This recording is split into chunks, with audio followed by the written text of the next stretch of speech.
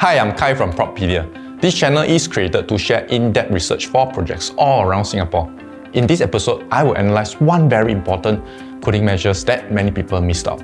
And this can have serious financial implications for owners, buyers, and sellers alike. Continue watching to find out more.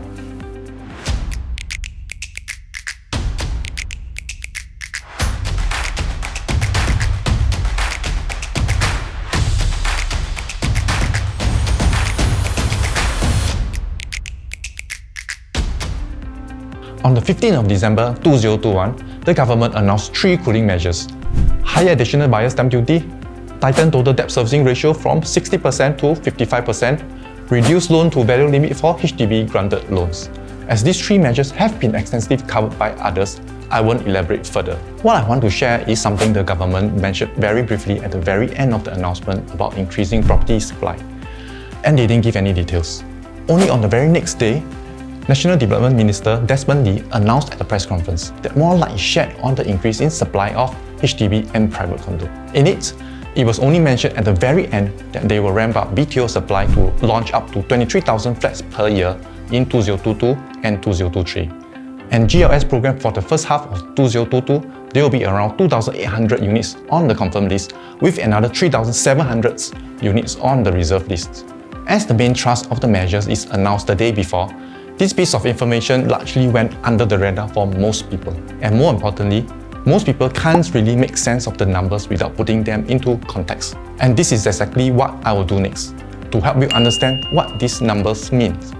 Why I feel it's important to share is that most of the clients and friends that I met recently, when I was sharing on the property market's movement and how to identify undervalued properties, they do not even know that there is such an announcement on supply.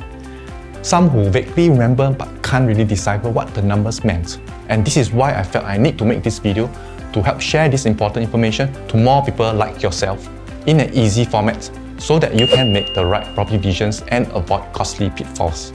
Let's look at how the residential supply after increment compares with recent supply situation and how the market reacted then. This is a chart of the confirmed list and reserve list from 2014 to the first half of 2022, which include the latest increment in supply. The confirmed list, as the name implies, is already scheduled and confirmed for sale, whereas the land plots in the reserve list will only be launched for tender upon successful application from a developer.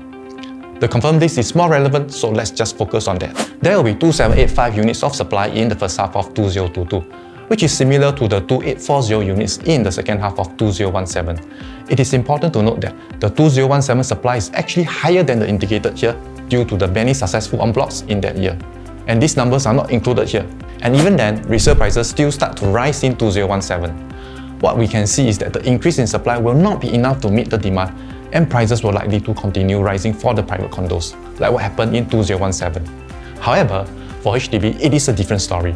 The government announced that the yearly supply can be ramped up to 23,000 units a year. The last time similar supply started to hit the market between 2011 and 2014, HDB resale prices dropped within the next 2 years. And so we can see the HDB price can possibly peak and drop within the next 2 years with the current increase in supply. In conclusion, there is a good chance that 1. Private property will continue the upward price movement for the next few years. 2. HDB prices will peak within the next 2 years. And what should we do? There is an especially big impact on HDB upgraders who wants to move up the property ladder and safeguard their retirement. They should take action sooner rather than later because of the double whammy of the HDB selling price decreasing and future private condo buying price increasing. The worst example is the case of some 5-room Sengkang HDB price dropped more than 200,000 from 2012 to 2018. Condo downgraders can afford to take their time as the higher value property they are holding will likely continue to appreciate, and what they are going to buy, HDB or smaller condos, are likely to be more affordable. I hope this sharing helped you clarify some doubts in the property markets. If what you are planning to do with your property is not financially favorable in the overall markets, do not worry, as there are other ways to mitigate this, and one way is by choosing undervalued properties. Do feel free to get in touch if you want to find out more. I will be sharing more insights in other videos.